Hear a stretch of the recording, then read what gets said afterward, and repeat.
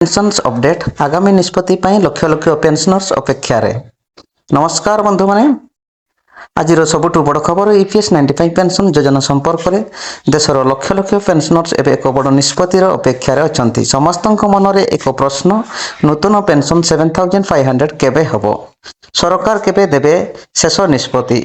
आज ये वीडियो रे आमे जानिबा नूतन अपडेट पेंशनर्स मानक दाबी और आगामी संभावना ईपीएस 95 अर्थात एम्प्लॉय पेंशन स्कीम 1995 यह एक पेंशन योजना जहाँ अनुसार लक्ष लक्ष अवसर प्राप्त कर्मचारी प्रति मास पेंशन पाती किंतु एबे बड़ समस्या होउची अनेक पेंशनर्स मात्र 1000 किंबा 1500 पेंशन पाउछंती एते कम पेंशन रे जीवन चलाइबा बहुत कष्टकर एथिपाई देशर पेंशनर्स माने बहुत वर्ष धरी दाबी करूछंती ईपीएस 95 पेंशनर्स मानक प्रमुख दाबी होउची नूतन पेंशन 7500 करा जाऊ डियरनेस अलाउंस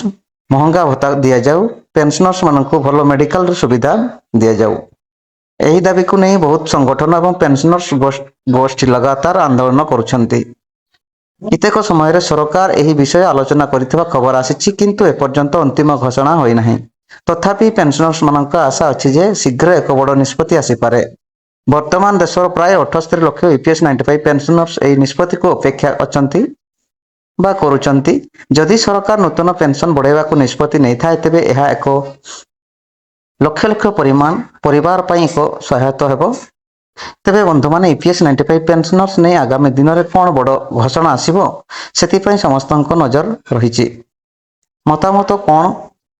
निश्चित भाव में कमेंट रे जणेबे 7500 नूतन पेंशन सेवा उचित कि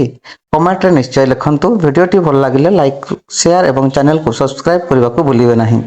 धन्यवाद जय जगन्नाथ।